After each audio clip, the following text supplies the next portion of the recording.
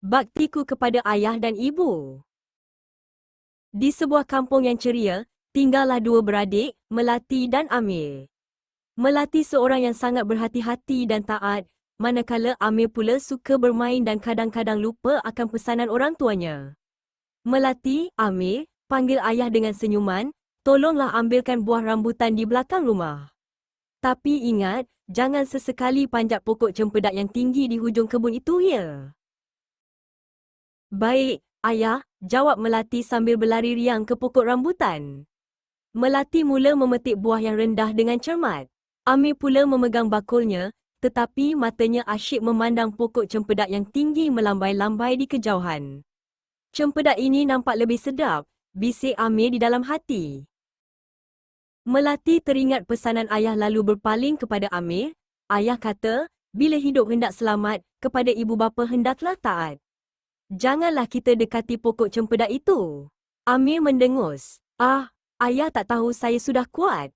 Lagipun, apa tanda anak menakar, kepada ibu bapa pantang menyanggah. Tapi kan saya cuma nak lihat sahaja.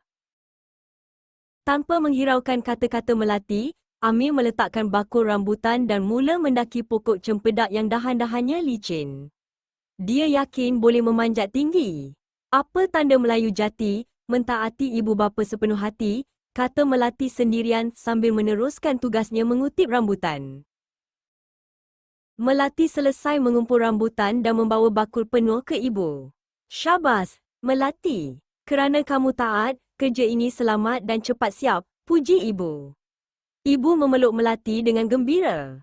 Siapa taat ke orang tuanya, di dunia selamat, akhirat pun mulia, kata ibu sambil mengusap kepala Melati. Sementara itu, Amir sudah berada di dahan yang tinggi. Tiba-tiba, tangannya tergelincir. Bajunya tersangkut pada sebatang ranting yang patah. Dia terayun-ayun di udara, takut dan malu. Dia menyesal tidak mendengar kata ayah.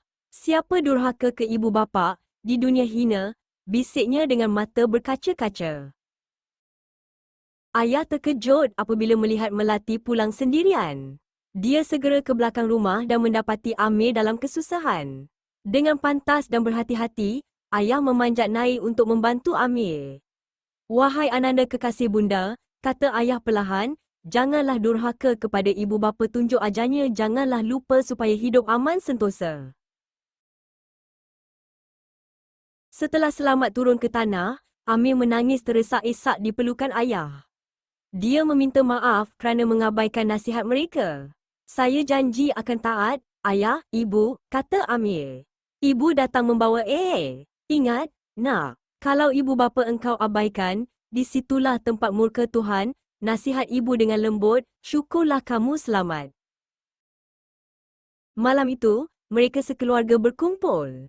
Ayah tersenyum dan berkata, apa tanda Melayu jati, kepada ibu bapa ia berbakti.